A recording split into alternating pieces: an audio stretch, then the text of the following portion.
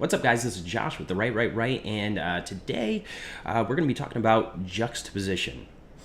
Now, if you hate violence or war stories of any kind, this may not be the video for you, and I totally understand that. In this video, I'm going to share a quick and true story with you about my time in the military, and realistically, it's just not a story for everyone. So, what is juxtaposition, and why should you use it in your writing? First, a juxtaposition is where ideas, places, characters, and their actions are placed side by side for the purpose of developing comparisons and contrasts.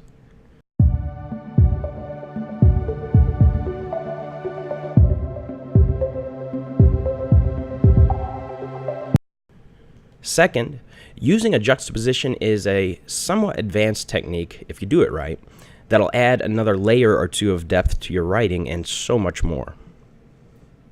Believe me when I say that juxtaposition will take your writing to the next level and quickly. Alright, here's a quick and true story with some examples. See if you can spot them.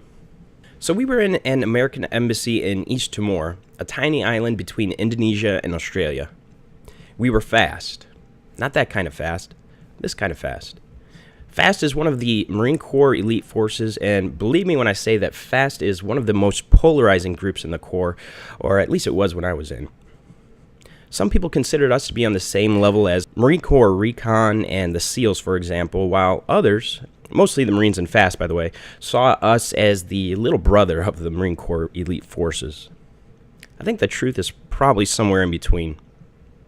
We did stuff like close quarters combat, embassy security, nuclear security, counter-surveillance, and a lot of urban combat. And as strange as it might seem, they trained us really hard, like hardcore, in a combat-focused blend of boxing, judo, and jiu-jitsu. So we were kind of modern-day samurai, and we were proud of it. Back to East Timor. They sent us there during the East Timor Civil War to protect the U.S. Embassy and bring some semblance of peace to an otherwise dangerous situation. This was around 2005 or 6, if I remember right. Something like 500 or 600 of the East Timor Army had defected and were actively trying to overthrow the government. They'd already killed a bunch of people, and yeah, it was kind of a sad situation. When we flew in, it was pretty chaotic. Vehicles were blowing up or on fire, people running around with knives and guns, freaking out, and, just a lot of general unrest. If you've ever experienced the slums in India or the mud house villages in Iraq or walked through the rat-infested, urine-soaked back alleys of Manila, then you probably have a good idea of what Timor was like. Just add the general chaos of a military coup to the picture, and you've got it. When we walked into the American embassy, it was like stepping through a portal into another world. It was cold and quiet, almost eerily calm inside. Just think of the inside of a billionaire's mansion. $1,000 original paintings, at least that's what they looked like. Shiny granite floors and the most comfortable $100,000 sofas I've ever kicked up my muddy boots on. And I wasn't the only one. We were all kind of dirty, maybe a little smelly, but we were working. If you know anything about 17 to 20-year-old guys, let alone teenage Marines, well, we didn't resemble anything even close to fancy, sophisticated, or gentle.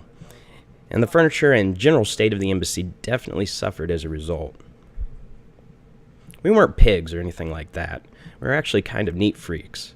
But there's not much you can do after patrolling around in the mud, filling hundreds of sandbags and stuff like that.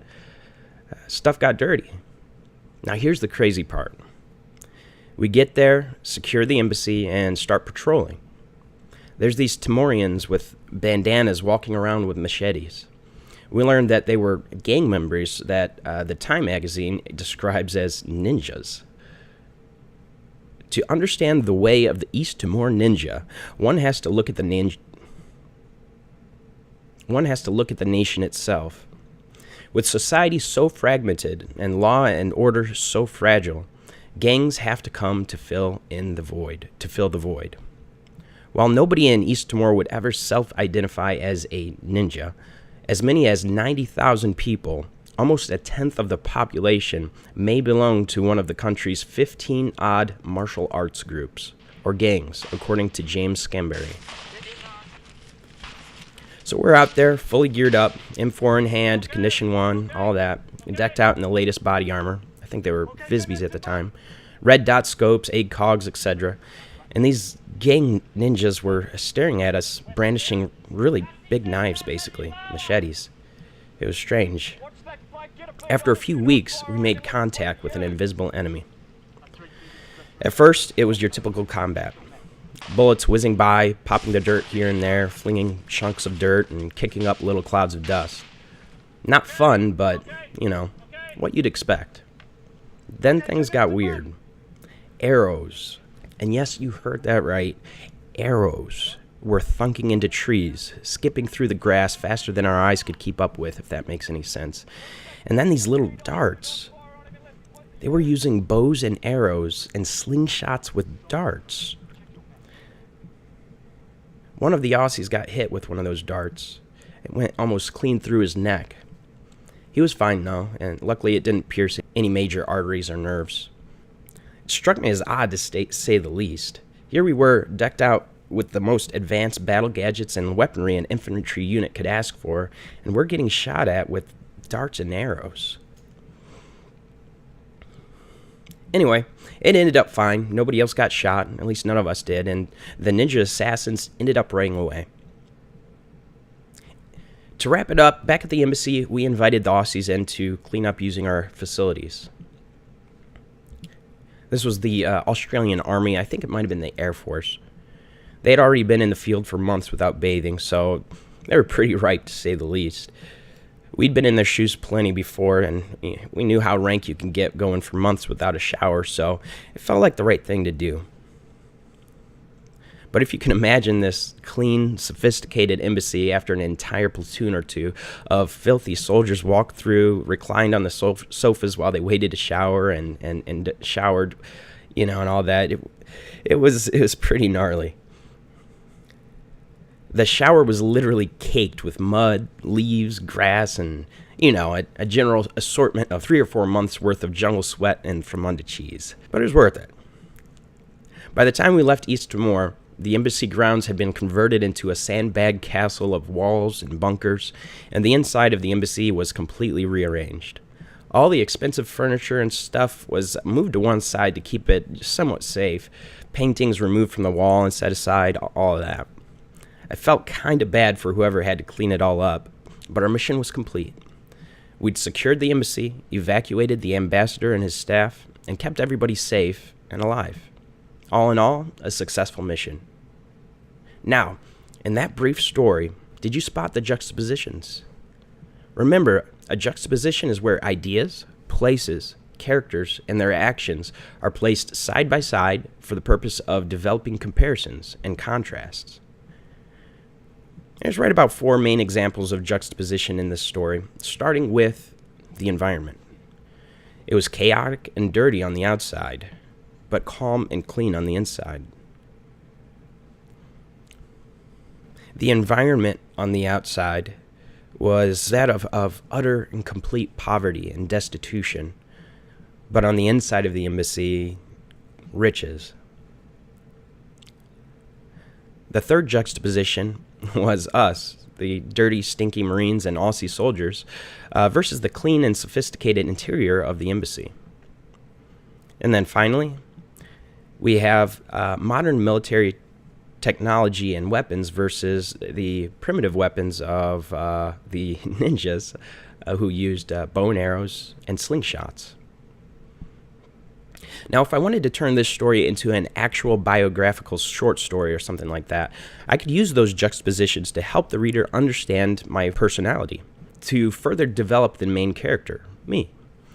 I could use it to enhance the story within the story, say my internal conflict, for example. I could even use it to create a memorable title like Leo Tolstoy did in War and Peace. See the juxtaposition there? In writing, rules are made to be broken, or at least bent, but only do that when you're thoroughly confident in your craft. Here's a few juxtaposition rules that I hope you'll use and sometimes break. 1. Don't tell the reader about the contrast. It's their job to connect the dots, not yours. 2. Don't be afraid to create a drastic and even shocking juxtaposition and look for new ways to test the limits. You might stumble upon a masterpiece. And 3, sometimes it'll seem like your hard juxtaposing work will seem to get looked over. Don't believe it for a second. Just because your readers don't know the exact devices and techniques you're using doesn't mean they're not working. Your readers aren't going to note all the fine details of your work, or even some of them, really. Knowing and wielding the power of words is our job, not theirs. Alright guys, that's all I've got for today. I hope you learned something, and if you did, give that thumbs up, a little pat on the rear. It helps our community grow and lets me know that the video helped you in some way, which is the ultimate goal. Anyway, this is Josh with the Right, and I will see you in the next one.